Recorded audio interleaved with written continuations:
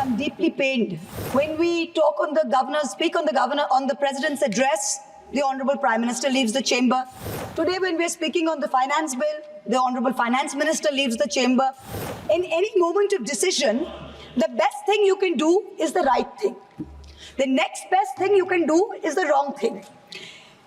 And the worst thing you can do is nothing. The Honorable Finance Minister has made a mockery of the people of India in this union budget by doing absolutely nothing. Honorable Chairperson, sir, my respected colleagues, I stand here today on behalf of my party, the All India Trinamool Congress, to speak on the finance bill. Madam, I have to say I'm deeply pained at the very onset. I must point something out. When we talk on on the president's address, the Honorable Prime Minister leaves the chamber. Today, when we're speaking on the finance bill, the Honorable Finance Minister leaves the chamber. We members of the opposition are deeply pained by this. We hope that the government will take notice of our pain and be present in the House each time that we speak on relevant issues. Theodore Roosevelt, the 26th President of the United States, had said, in any moment of decision, the best thing you can do is the right thing. The next best thing you can do is the wrong thing. And the worst thing you can do is nothing. The Honorable Finance Minister has made a mockery of the people of India in this union budget by doing absolutely nothing. Whatever little changes are there are regressive and ill thought out. Means that the people did not want a business as usual approach. The people wanted a course correction. What have you done? You've not listened to the mandate.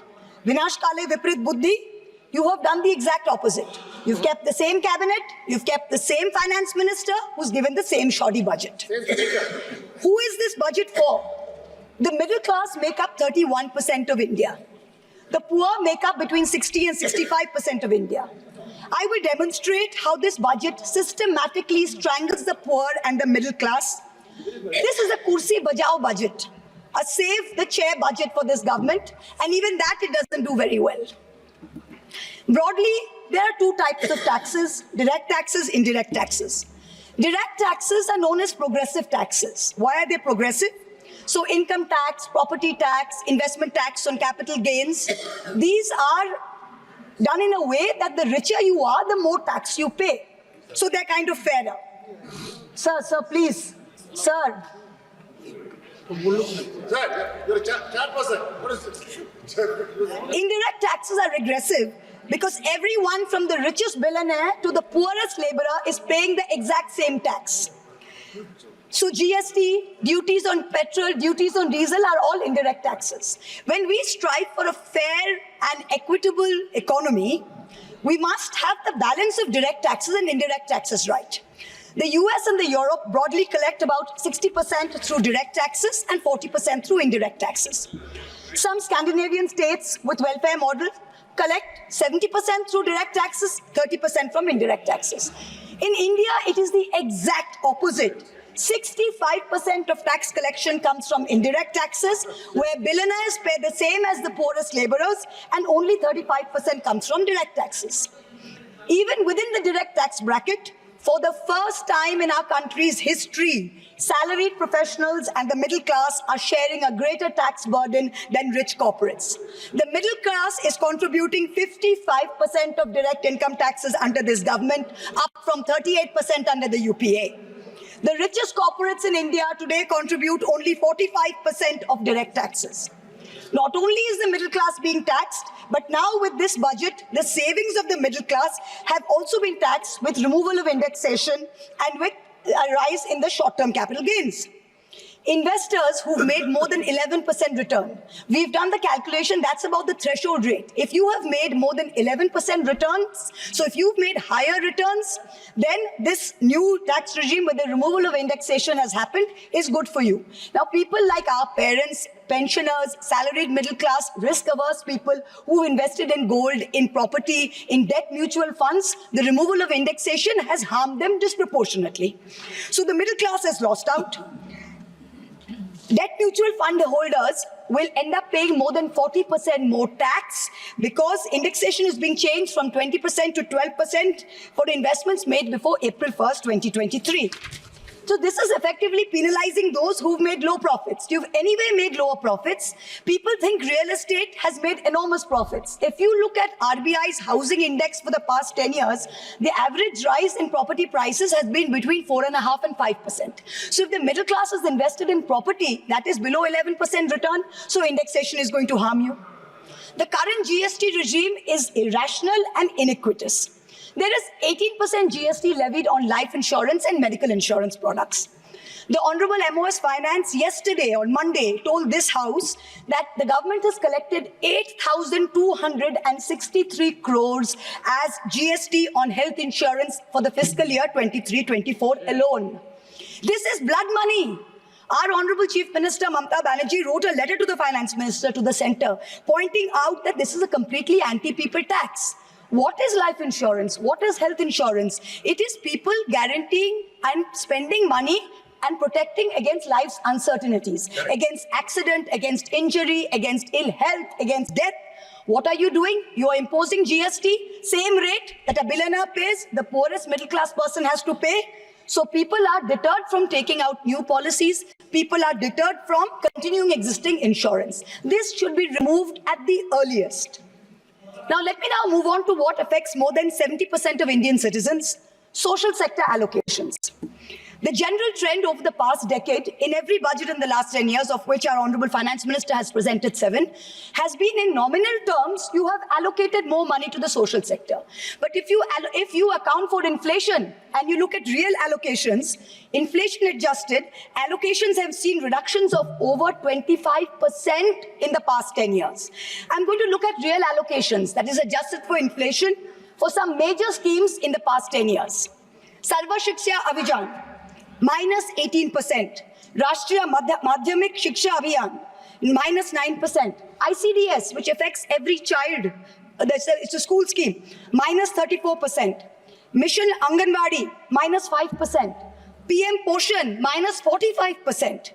PMGSY, those of us who have rural areas, the Pradhan Mantri Gram Sadak Yojana scheme, minus 47% reduction in real terms. The National Social Assistance Program, minus 20%. The combined expenditure on 5 social schemes, the top 5 social schemes as a percentage of GST, of GDP, has declined from a peak of 0.93%. So almost 1% of GDP in 2009-10. Do you know where it is today in 23-24? It is 0.36%. It is only a third of what it was in 9-10. The Manrega budget during COVID, when the centre was telling all the states, please give employment to the labourers, they are going back. The Manrega budget in 2021 was 0.6% of GDP. Do you know what it is today? 0.26%. No. Specific budget figures for 24-25 are shameful. Specific figures, let's look at the specific figures. The allocation for Samarth, which is maternity entitlement and the creche scheme, has been reduced by 70 crores compared to budget estimates of last year. The budget for the National Social Assistance Program, for again, those of us with rural areas, you know how important this is. This is what gives social security pensions to the elderly, to single women, to disabled. This is unchanged from last year at 9,652 crores. 9,600 crores, same as last year, no adjustment for inflation. The central contribution to social security pensions has been unchanged since 2014. It was 200 rupees in 2014. It is still 200 rupees per person today. The price of the cutlets in the parliamentary canteen in the last 10 years have been adjusted for inflation with the government's approval. The price of the cutlets in the parliamentary canteen have more than doubled. But when it comes to giving social security for the poorest of the poor, it is still 200 rupees in the last 10 years, no change. This budget's allocation, there is no room for higher salaries for Anganwadi workers. Their salaries have been unchanged since 2018. No room for higher honorarium for midday meal cooks. You have to understand a lot of the women in villages depend on only Anganwadi sectors and midday meal sectors for any source of employment. There has been no higher allocation for supplementary nutrition given to children. The National Food Security Act, the NAFSA, mandates coverage of 67% of the population through PDS. The Prime Minister has very proudly proclaimed that this is a food surplus country. Fine.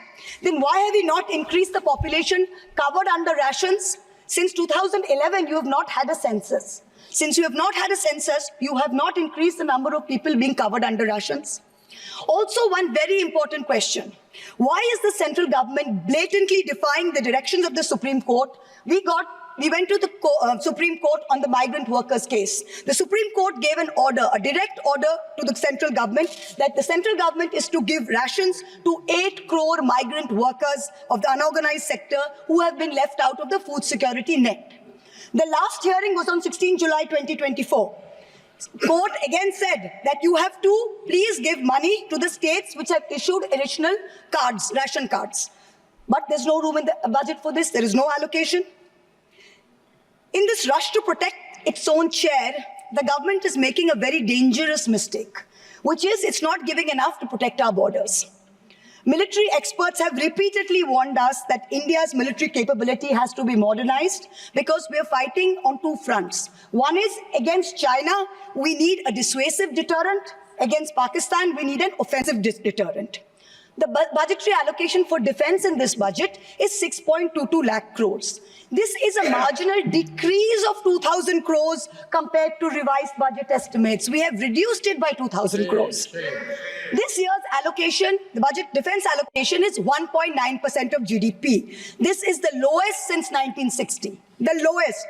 Shame. Despite many economic constraints, past governments had always given close to 3% of GDP, which is the universal norm for defense. Over the last decade, ever since this government's been in power, it's been hovering around 2%. We have been unable as a government to compel China to restore status quo ante-April 2020 on the line of actual control. We have been unable to deter Pakistan. In the last 2 months alone, over 50 security personnel and about 10 civilian pilgrims have been killed in Jammu. Capital expenditure on military equipment, 1.7 lakh crores. On paper, this shows that it's almost a 10% increase. What we haven't taken into consideration is this increase was largely due to Russia's inability to supply contracted weapons to us because of the Ukraine war. If we take into account inflation and we take into account the rising dollar rate, we're almost flat. The gap between projections made by the armed forces and between actual allocation is 17 to 23%. That's the gap. कुर्सी बचाने में आप मस्त थे, देश को भी देखिए. We need close to 3%, 2.5 to 3% of GDP to defense. This is something that the country needs to look at. The Honorable Finance Minister started off her speech by talking about the focus on Annadata or farmers and how much this government has done for farmers. The Economic Survey of 24 says 42.3% of Indians depend on agriculture. That's 600 million people, that's 60 crore people. If I looked at the economic survey 22nd July very carefully. What did the headline say? The headline says agricultural sector has registered an annual average growth rate of 4.18% in the last 5 years. But then I needed to read and read and read, and in the fine print was written that last year was only 1.4%. So 4.18 over last 5 years is anyway, when you compare it to inflation, is nothing. But when you compare last year's growth of only 1.4%, what is it saying for 60 crore of our people who depend on farming? Productivity and resilience in agriculture was one of the first themes, priority number 1, according to the Finance Minister's budget. She had made 9 priorities. This was priority 1. But the provision for agriculture and allied sectors is only 1,52,000 crores. Whereas the provision for one bullet train from Ahmedabad to Mumbai is 1,08,000 crores. Please look at the comparisons, everybody. Priority 2, Finance Minister said, is employment and skilling. This government has got the worst track record of creating jobs. India has more jobs in the informal sector, not in the formal sector. The budget is talking of an internship program with the top 500 companies. This is a joke. The top 500 companies employ 70 lakh people in total. That is 1% of the total workforce. Our workforce is about 57 crores. You are expecting companies which have a total which employ 70 lakh people to give employment to 1 crore interns. Please let us know how this is going to happen. I'm really curious. The real problem is somewhere else. The real problem is that 10.3 crore youth have basically become so dejected, they have given up looking for jobs. The finance minister, she mentions skilling loans, she mentions education loans. Skilling loans are for 25,000 people, education loans are for 1 lakh people. The country has 140 crore people. Now, what are we doing? Priority 3, according to the finance minister, inclusive human resource development and social justice. In this section, the budget says, first on Bihar, we will support expressways. What you're not saying is that you will make expressways which will charge very high tolls. So you are recovering the money, you're not doing anyone a favor. You're charging back-breaking tolls. You might give another bridge which might collapse. Yes. You will set up another power plant, which like Jharkhand may also be outsourced to a favorite businessman. Correct. He can be given a nice juicy PPA and sell more imported coal. Secondly, on Andhra, there are no grants, but only loans, that too from multilateral agencies. So basically, dollar loans will be given to Andhra Pradesh, which future generations will have to pay back with interest. There was also another sweeping statement. Grants for backward regions of Rayalaseema, Prakasam and North Coastal Andhra, as stated in the Act, will be provided. I looked in the entire demand for grants with a tooth comb, with a microscope, and I looked at the expenditure budget. Nothing was provided anywhere. I don't see the intelligent people of Andhra being fooled by this. Priority 4, manufacturing and services. The finance minister has devoted an entire section on how MSMEs are a priority. I believe her. Yes, it should be a priority. But I'm very confused. Most medium and small enterprises are either proprietorships or partnerships. Madam, can you please explain why these proprietorships and partnerships are taxed at higher rates than companies? This makes no sense. Is the A-team the only businesses who are sending truckloads and tempo loads? MSMEs are not sending. Is that the problem? And also, the government needs to get rid of the bizarre 29A of the Insolvency and Bankruptcy Code, because it is killing companies that are in trouble. It does not allow promoters to propose a resolution plan. As long as we have this code, promoters cannot propose a resolution plan. We need to get rid of this. Priority 5 in the finance minister's speech, urban development. The Prime Minister had said every citizen will get a house by 2022. We are now in 2024 and we are still making allocation for 3 crore more houses. Yes. Can you please tell us how many more houses we need and when it's going to be done? Let's get this over with. 2047. Priority 6, energy security. The less I speak about this, the better it is. Energy security is security for best friends. It's created by allowing best friends to import low-grade quality coal, mark it up as high-grade quality coal, and sell it to state development corporations at the cost of the country's environment, at the cost of the health of our citizens. Shame on. Priority 7, the finance minister said, was infrastructure. She announced in a true style of Shagun that she's gifting the nation 1,11,111 crores. 111,111. This is flat on last year. Sadly, most of this will go towards crony capitalists. You'll make roads that have potholes, you'll have airports that leak, you will have bridges that fall out, and the taxpayer will pay for this. The budget speaks of private sector participation. But remember one thing, they bid out 6 airports to one company for a fee to be paid by the government. Then they created a policy that allows the regulator to keep increasing the user development fee. So actually, it's the flying public of India that are paying for this. Priority 8. Innovation, research and development. Grand words. These are just grand words. The finance minister seems to have forgotten that most entrepreneurs register their product and software IPs in foreign countries like the US, since IP registration system for patents is a complete failure in our country. Unless you fix patent registration, this is not going to happen. The last priority she talks about is next generation reforms. This is also another Jamla. She says, I propose to earmark a significant part of a 50-year interest-free loan for competitive federalism. So this is double speak. We'll keep this money in our pocket. If Nitish ji and Chandrababu ji see through our Jumla and they make a big fuss, we'll have some additional funds to keep them happy and to keep the government going. Finally, I have to mention one interesting fact, and I hope that the Treasury benches will have the patience to hear me out. Please. I wholly agree with the finance minister on one thing. The budgets for the CBI and the ED have been reduced this year, and I was wondering why. Is it because the voters didn't like the fact that you were using the CBI and the ED to go after the opposition and file fake affidavits? Or is it because you have outsourced the CBI and the ED completely to a businessman in Ahmedabad who's controlling the whole thing? Why have you reduced it? Number one. The former Maharashtra Home Minister highlighted how BJP leaders and agencies have threatened him to filing a fake affidavit. In the case of Sandesh Khali in West Bengal, the women have confirmed on video that BJP leaders forced them to file fake statements. Similarly, I'm told in my matter, Mr. Adani on October 16, 2023, got my friend to his office in Ahmedabad and threatened him with dire consequences to file a fake affidavit. Actually, it was Mr. Adani's in-law, Mr. Cyril Shroff, who filed the fake affidavit and forced him to sign it. Even today, every mid-level official in Adani's office calls mid-level officials in the CBI and says, 161 statement change karaiye, aapka sir ko bulaiye, madam ke against mein statement dijiye. I am telling the CBI via you, madam, please take a 164 statement once and for all. Don't keep calling back people at Adani's behest to change 161 statements to implicate me. It's going to get you nowhere. Let us reduce the CBI and the ED budget to zero. Let us, Mr. Adani, pay the full 1,500 crores. Let us outsource it completely to him. End of story.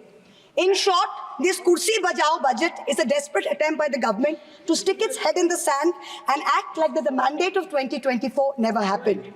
But the coming days are going to prove the instability of this government and the inefficacy of its economic policy. We wait for that day. Thank you very much, madam. Thank you.